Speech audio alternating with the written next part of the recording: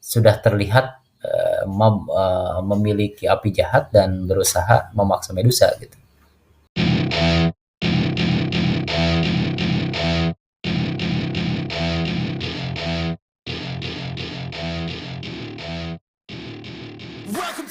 Oke, Assalamualaikum warahmatullahi wabarakatuh. Selamat datang di channel Dong Animation. Apa kabar kalian hari ini? Kami doakan semoga dalam keadaan sehat dan bahagia selalu.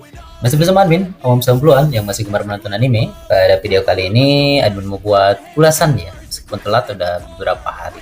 Telat 2 hari sih. Di hari Selasa ini, admin mau buat ulasan tentang hari Minggu kemarin. Betul di Heaven episode ke-39. Apa saja yang mau kita ulas di video kali ini? Salah satunya ialah ya tentang penampilan Xiaoyan ini yang sudah terkonfirmasi ya nanti di episode ke-40 dan 41 ya.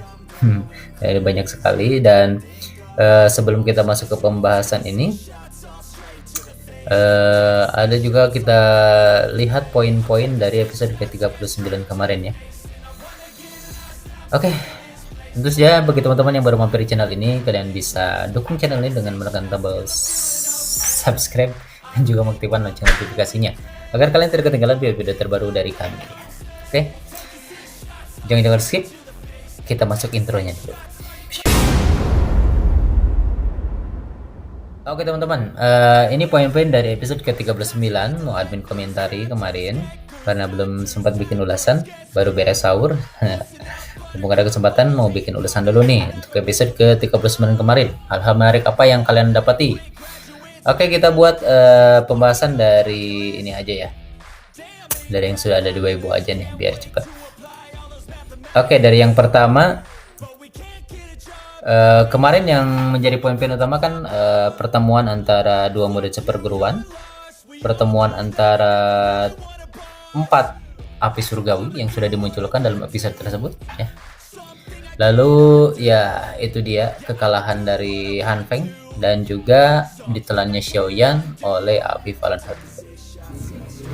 Yang pertama adalah penampilan dari si Heart Flame ya. Dari sini kita bisa ketahui bahwa kemampuan dari si Heart Flame ini lumayan ya karena dia mendominasi ya kalau kita lihat dari bentuk yang dibentuk api si Heart. Api jantung laut ini mendominasi sekali ya jika kita lihat. Jadi dibandingkan dengan jantung hati Qingliang atau jantung bumi Qingliang, api geosentrik hijau yang dimiliki oleh Xiaoyan, memang milik Han Feng ini lebih mendominasi ya karena ya kalian bisa lihat sendiri ya apinya membentuk seperti ombak besar gitu ya. Ya sangat representatif sekali dengan namanya. Dan kenapa ada pertanyaan, bukankah milik Han Feng ini adalah api surgawi peringkat ke-15, sedangkan milik Xiaoyan ini adalah api surgawi peringkat ke-19. Jadi secara ranking ini memang api milik Xiaoyan ini lebih lemah sebetulnya. Tapi kenapa tetap kalah? Karena memang kita ketahui bersama metode Qi yang dipakai oleh Xiaoyan dengan Han Feng ini meskipun sama tapi kualitasnya berbeda. Jadi karena Han Feng ini melatih Feng Jui atau mantra apinya ini hanya setengahnya, artinya tidak lengkap. Jadi tentu saja bentuk perwujudan dari kontrolnya terhadap api surgawi tidak sebaik yang dimiliki oleh Xiaoyan. Apalagi kan api surgawi ini bukan hanya dari kekuatannya sendiri, tapi kekuatan dari pemiliknya atau pemakainya. Jika kita asumsikan saat ini Xiaoyan kan sudah ada di level Douhuang meskipun memiliki atau memakai kekuatan Yellow. Jadi secara level kekuatan itu juga mungkin melebihi dari Han Feng ya. Dan juga pembentukan dari api geosentrik hijau yang dimiliki oleh Xiaoyan ini juga merupakan tipe kondensasi atau pembentukan dari energi. Dan di sini memang diperlihatkan bentuk asli dari api surgawi ya. Kalau api geosentrik biru kan bentuknya teratai ya. Dan milik Han Feng bentuknya ombak. Jadi yang ada penasaran sih bentuk bone chilling flame Kialau yang putih itu ya. Belum ditampilkan bentuk aslinya seperti apa gitu.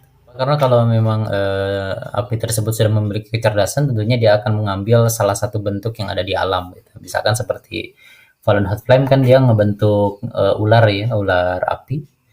dan geosentrik biru membentuk bunga lotus, lalu Sea Flame jantung laut juga membentuk ombak gitu. Jadi sejauh ini api putih yang dimiliki Yellow belum terlihat bentuk aslinya seperti apa ya. Karena itu ditemukan di salju, mungkin ada hubungannya dengan salju ya. Kalau secara kekuatan memang ada efek dinginnya itu mungkin terlihat, tapi bentuknya seperti ini belum terlihat ya. Oke, selanjutnya ini juga scene di mana Han Feng akhirnya menemukan bahwa Yellow masih hidup dan ada di tubuh Xiaoyan. Tapi sampai saat ini diperlihatkan di episode kemarin Yellow tidak langsung berbicara dengan Han Feng. Mungkin karena ya Yellow masih kesal dan tidak ingin berbasa-basa lagi dengan Han Feng ya.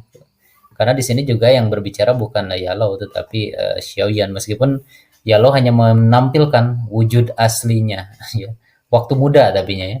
Menampilkan wujud asli mudanya agar memberikan kejutan kepada Han Feng. Karena Yellow bilang cepat atau lambat Han Feng pasti menyadari bahwa dia masih hidup gitu. Dan dari sini juga Han Feng mengetahui bahwa melonjaknya kekuatan Xiaoyan karena Xiaoyan menggunakan kekuatan gurunya ya. Dan sampai saat ini Han Feng masih menyebut Yellow sebagai gurunya ya. Dan di sini juga Han Feng terlihat frustasi. Terlihat frustasi kenapa? Dia terlihat frustasi karena semua yang dia inginkan ketika dia bersama Yellow itu diberikan kepada Xiaoyan ya. Salah satunya tentu saja mantra api diberikan kepada Xiaoyan, lalu bahkan api putih bisa digunakan oleh Xiaoyan. Jadi Han Feng berpikir bahwa api putih juga diwariskan kepada Xiaoyan. Dan dia bilang kalau waktu dulu Han Feng diberikan api bonjiling, api putih dan juga mantra api yang lengkap, dia katanya akan lebih menghormati gurunya. Ya, memang konyol sih. Itu tidak pantas untuk murid yang sudah membunuh gurunya. Ya. Oke, dan selanjutnya ini adalah konfrontasi antara tiga api surgawi, yaitu Trisula Halberd yang merupakan bentuk dari skill terbaik api surgawi yang dimiliki oleh Han Feng. Diadu dengan Buddha Angry Lotus dua warna ya, yang dilemparkan oleh Xiaoyan, dan Buddha Angry Lotus ini versi besarnya, bukan versi mini yang digabungkan dengan api ungu ya. Tapi ini versi biasa, versi besarnya, sehingga tentu saja dari level kekuatan juga lebih tinggi daripada api yang dimiliki oleh Han Feng. Tapi yang disayangkan memang Han Feng ketika terkena Buddha Angry Lotus ini dia tidak mati ya. Kenapa dia tidak mati? Karena ada satu alasan, yaitu karena Han Feng memiliki pertahanan dari api surgawi juga. Jadi meskipun dia secara normal harusnya dia meledak, karena kita ketahui bersama sebelumnya ketika Xiaoyan melemparkan Buddha Angry Lotus versi dua warna ini kepada Mo Cheng yang saat itu juga berkekuatan Do Huang, dia langsung lebur hancur ya. Dan Han Feng harusnya juga di sini hancur jika dia tidak memiliki pertahanan dari Sea Flame. Ini dilontarkan oleh dua tetua emas dan perak. Dan dia diselamatkan oleh tetua emas dan perak karena tentu saja orang yang datang bersama Han Feng tidak ingin rugi ya. Kalau Han Feng sampai mati tentu saja tidak ada yang bisa memberikan bayaran berupa pil yang dijanjikan oleh Han Feng sebelumnya. Jadi dia masih bisa selamat karena dibawa oleh teman-temannya yang dia bawa ya. Dan memang sungguh sangat disayangkan jika saja ada cerita di mana Xiaoyan bisa membunuh Han Feng dan bisa mengambil api jantung laut yang dimiliki oleh Han Feng, mungkin kemungkinan Xiaoyan akan lebih kuat ya. Bisa saja dia mencapai level Do Huang ya, dan bisa mengalahkan api Fallen Heart Flame dan tidak akan sampai ditelan tentunya jika dia bisa mendapatkan api yang dimiliki oleh Han Feng. Oke, selanjutnya ini adalah scene di mana Fallen Heart Flame akhirnya menyerap hasil ledakan atau sisa ledakan dari Buddha Angry Lotus dan juga Trisula Halberd yang dimiliki oleh Han Feng. Sebelumnya kan api surgawi kembali ke bentuk asalnya, yaitu bentuk api transparan. Dan dia tidak memiliki kekuatan karena terluka oleh Xiaoyan yang dilempar oleh tombak api itu ya. Tapi karena adanya ledakan api dari kekuatan Xiaoyan dan Han Feng ini, jadi dia bisa menyerap, dan bahkan menurut Yellow kekuatannya meningkat secara drastis ketika api Fallen Heart ini menyerap kekuatan yang ada di sekitarnya, yaitu hasil ledakan dari kekuatan Xiaoyan dengan Han Feng sebelumnya. Dan Yellow menyarankan agar Xiaoyan mengurungkan untuk menaklukkan api Fallenhead karena kesempatannya sudah lewat ya. Tapi Xiaoyan tetap bersikukuh dia tidak ingin keluar sebetulnya. Lalu selanjutnya ya ini ditelan-telan. Oke. Karena Xiaoyan tidak sempat untuk melarikan diri, akhirnya Avi Fallenhead menyadari bahwa Xiaoyan akan pergi dan dia buru-buru memburu Xiaoyan yang waktu itu masih ada di dekat menara pembakaran ya, atau lebih khususnya di tengah-tengah segel yang dibuat oleh para tetua ya. Ya, ini sangat epic sekali. Ini sebelumnya ditampilkan di episode awal dari Battle to the Ebony Fan. Jika kalian mengecek video ini paling awal, ini adalah puncak pertarungan yang ditampilkan di episode pertama ya. Lalu selanjutnya, nah ini adalah ketika Xiaoyan ditembak langsung oleh Fallenhead ya. Karena kekuatan Xiaoyan tentunya sudah habis dan sebetulnya di novel diceritakan bahwa tembakan dari Avi Fallenhead Flame ini tidak terlihat, artinya transparan. Jadi Xiaoyan tidak bisa menghindar ya. Sedangkan di versi animasinya itu diperlihatkan memang benar-benar bola api yang dilemparkan oleh Avi Fallenhead ini ya. Sebetulnya di sini ada celah ada celah perdebatan ya kalau memang ini diadaptasi seperti ini, karena sebelumnya kalau di novel itu karena memang api yang dilontarkan oleh Fallenhead Flame ini tidak terlihat, jadi ketika Xiaoyan ingin pergi itu tidak menyadari bahwa di belakangnya ada serangan dari api Fallenhead. Sedangkan kalau memang api ini terlihat ketika ditembakkan dari belakang, harusnya karena di sana ada Yellow, harusnya Yellow bisa menyadari ada tembakan dari belakang. Ini adalah salah satu ya celah yang mungkin jadi perdebatan nantinya dari para fans ya, yang melihat adaptasi seperti ini. Tapi memang masuk akal jika ketika Xiaoyan ditembak dia langsung jatuh karena otomatis karena docinya sudah habis ya. Dan Yellow mungkin juga bingung juga ya menjelaskan. Harusnya Yellow bisa memblok tembakan itu kalau memang Yellow ada pada saat itu. Selanjutnya ya ini adalah dan selanjutnya adalah kata-kata terakhir Xiaoyan. Dia menyesalkan karena sebelumnya tidak bisa membunuh Han Feng untuk memenuhi janji dia kepada gurunya ya. Karena dia ingin tentu saja membersihkan aib yang dimiliki oleh Han Feng terhadap gurunya ini, dan dia juga merasa bersalah karena dia ditelan tentunya karena membawa Yellow juga ke dalamnya, melibatkan gurunya sendiri ya. Sedangkan kekuatannya saat ini sangat lemah dan dari bentuk dan tentu saja Xiaoyan tidak berpikir bahwa gurunya bisa mengalahkan api ini karena gurunya tidak memiliki tubuh untuk bergerak. Dan ini adalah scene terakhir ya sebetulnya, dan setelah ini memang tetua dari para akademisianan ini menyegel kembali api Fallenhead Flame di bawah menara, dan Sucian juga sebagai tetua utama mengatakan bahwa ruangan terakhir yang paling bawah yang dulunya dijanjikan untuk para pemenang ranking kuat yang bertarung sebagai tempat pelatihan utama itu dilarang lagi ya, tidak boleh ada orang yang masuk ke sana lagi untuk menjadi hadiah sebagai balasan kepada orang-orang yang masuk 10 peringkat kuat ya. Jadi masih perdebatan apakah ini di bawah magma atau memang di dalam perut Fallenhead Flame ya. Ya, belum ada penjelasan di situ sih.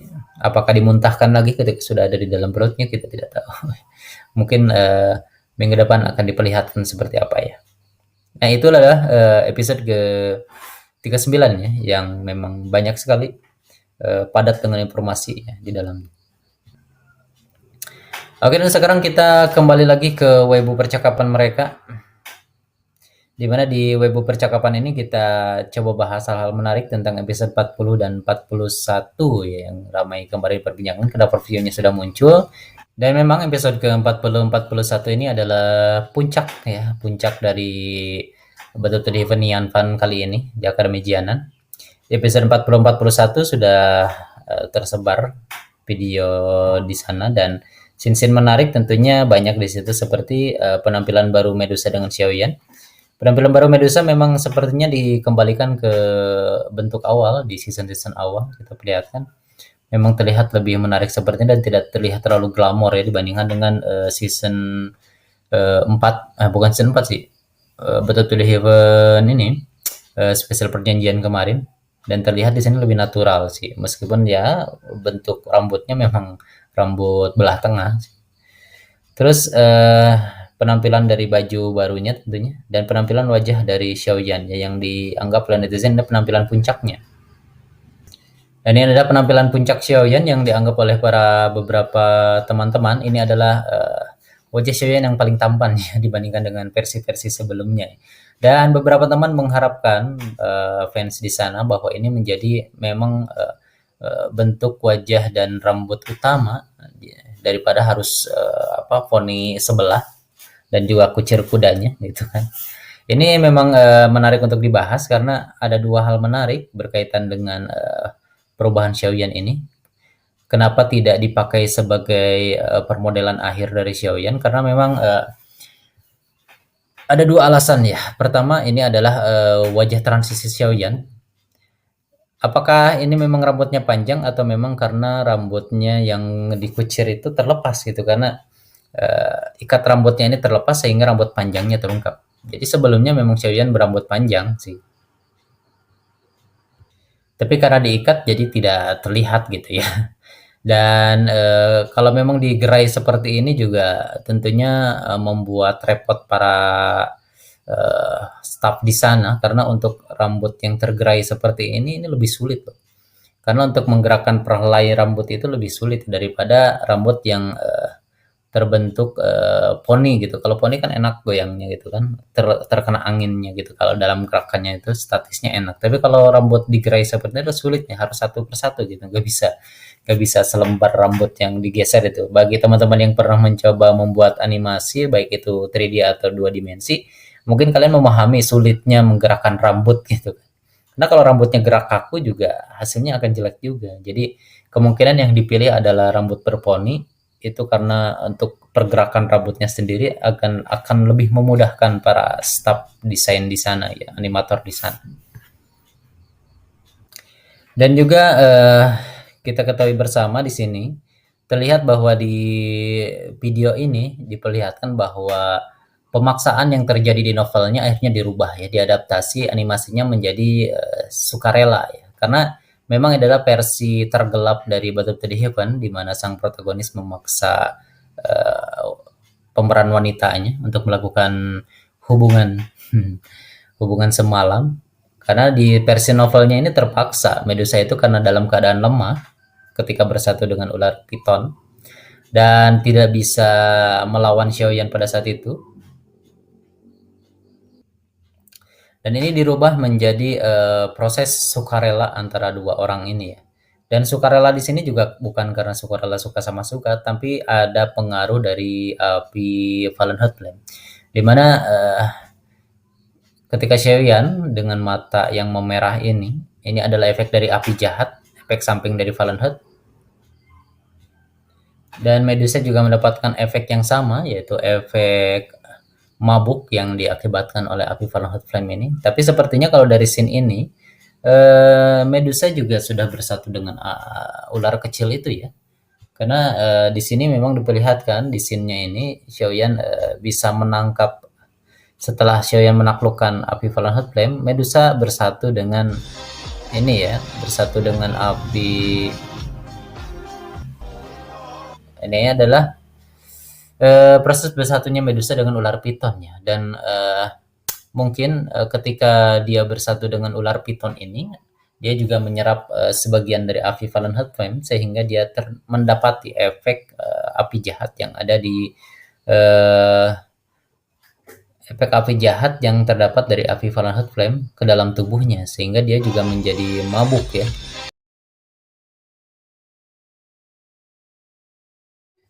Tidak tahu kenapa di sini Medusa senyum gitu ya. Karena dari matanya tidak langsung memerah semua, tapi kembali ke normal gitu. Tapi memang cukup menarik sih. Tapi karena memang scene ini dibuat seperti ini, jadi ada alasan untuk hubungan kedua orang ini menjadi lebih baik. Tapi yang jadi permasalahan ialah setelah kejadian semalam ini, Kalau di versi novelnya tentu saja Medusa marah karena itu dipaksa oleh Xiaoyan ya. Tapi kalau di versi animasinya ini yang patut bertanyakan, eh, Medusa akan marah dengan karena apa gitu? Karena kalau Medusa menyadari bahwa ini adalah keinginan kedua belah pihak, meskipun dalam keadaan mabuk, tentunya Medusa tidak akan terlalu marah kepada Xiaoyan ya. Kecuali memang kasusnya berbeda dengan kasus Ling Qingzu dengan Lindong ya, karena Ling Qingzu dan Lindong itu kan dipaksa oleh leluhur reruntuhan kuno itu, dan keduanya tidak mau gitu. Meskipun keduanya sadar gitu melakukan hal itu. Tapi ya kita lihat saja nantilah apa yang akan dibuat oleh versi adaptasi animasinya. Tapi sejauh ini memang ini adalah pilihan yang terbaik sehingga tidak menimbulkan banyak kontroversi setelahnya ya. Oke, dan terakhir mungkin ya pakaiannya juga ya. Dari segi pakaian ini ya, mana sih pakaian dari Xiaoyan itu? Nah, dan tentu saja dari segi perbedaan dari versi novel, tentunya rambut Xiaoyan ini kalau dalam versi novelnya itu terbakar habis dengan bajunya. Jadi Xiaoyan ini jadi botak kalau kalian baca di versi novelnya. Xiaoyan botak, bajunya, terus rambutnya, celananya semua habis terbakar api Fahrenheit Flame ketika dia mabuk oleh api surgawi ini ya. Dan Medusa juga sama, tapi di sana tidak diterangkan kalau Medusa juga rambutnya habis, enggak, cuma pakaiannya aja yang habis gitu kan. Dan dia mengganti pakaiannya menjadi pakaian gaun seperti ini itu ketika Xiaoyan memang sudah terlihat memiliki api jahat dan berusaha memaksa Medusa gitu. Dan banyak teman-teman yang melihat bahwa dan banyak teman-teman yang bilang bahwa baju gaun Medusa ini anti panas ya. Anti panas karena baju sebelumnya terbakar habis ya. Tapi baju ini kok bisa tahan panas ya, itu mungkin sisi lain dari animasi yang tidak bisa dijelaskan secara logika ya. Tapi memang dari segi gaun ini juga ya bagus lah. Intinya gaun ini punya belahan yang sangat tinggi ya. Dan juga ini selendang ini juga tidak tahu fungsinya untuk apa ya. Pemanis saja sih sebetulnya. Dan ada teman-teman yang bilang kok tinggi Medusa jadi lebih pendek dari Xiaoyan. Ya kalau memang ini bisa dijawab, sebetulnya bisa dijawab sih. Di sini kan Medusa otomatis tidak memakai sepatu hak tingginya lagi ya. Terus kalau sebelumnya konfrontasi face to face seperti ini kan waktu Medusa menjadi ular ya. Waktu dia menjadi ular kan otomatis Medusa bisa lebih tinggi dari Xiaoyan gitu kan.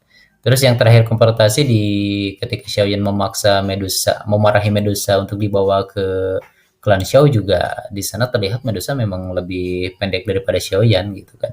Cuman memang jarang sekali face to face seperti ini. Sebelumnya ya karena Xiaoyan lebih merendah juga. Dan tubuh Xiaoyan di sini juga terlihat lebih kekar ya dan lebih dewasa terlihatnya dan terlihat lebih maskulin juga dari segi wajahnya. Ya, intinya banyak teman-teman yang menginginkan bahwa permodelan Xiaoyan ini menjadi permodelan akhir dari Kaisar Api. Ya, kita lihat saja nanti perkembangannya seperti apa, karena tentu saja ini bukan permodelan akhir. Permodelan poni samping juga terlihat bagus kalau memang konsisten ya. Bentuk wajahnya ini konsisten seperti ini. Kalau memang wajahnya dirubah seperti yang di opening itu terlihat berbeda memang dari segi wajahnya terlihat berbeda. Kalau memang wajahnya bisa persis seperti ini dan poni samping gitu bisa lebih baik sih sebetulnya. Ya kita lihat saja ke depannya apa yang akan dibuat oleh Magic Digital Motion untuk bisa memanjakan kita ya. Oh iya satu lagi ini adalah tubuh asli dari Avi Fallenhood ya. Kenapa kok kecil? Karena memang tubuh asli dari api surgawi tidak sebesar itu ya. Ada inti yang disebut sebagai inti api seperti sebelumnya ketika Xiaoyan menaklukkan api geosentrik hijau juga yang dimakan itu intinya yang kecil itu ya. Dan ini juga sepertinya seperti itu. Tapi kita tidak tahu bagaimana Xiaoyan memakan ular ini, apakah sebesar ini dia langsung telan, kita tidak tahu. Kita lihat ya minggu depan. Oke teman-teman, itulah hal menarik yang terjadi di episode-episode baru-baru ini.